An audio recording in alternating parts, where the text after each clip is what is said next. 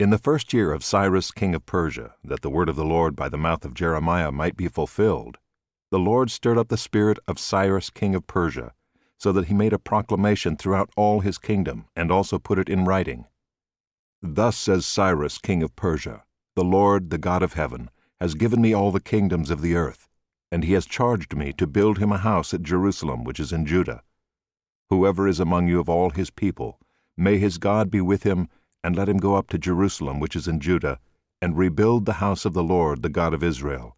He is the God who is in Jerusalem. And let each survivor in whatever place he sojourns be assisted by the men of his place, with silver and gold, with goods and with beasts, besides freewill offerings for the house of God that is in Jerusalem.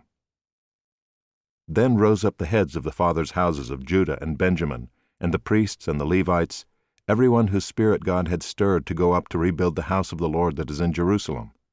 And all who were about them aided them with vessels of silver, with gold, with goods, with beasts, and with costly wares, besides all that was freely offered. Cyrus the king also brought out the vessels of the house of the Lord that Nebuchadnezzar had carried away from Jerusalem and placed in the house of his gods.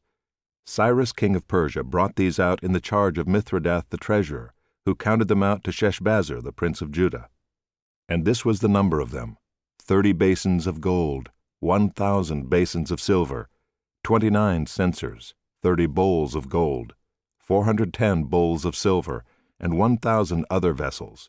All the vessels of gold and of silver were 5,400. All these did Sheshbazzar bring up, when the exiles were brought up from Babylonia to Jerusalem.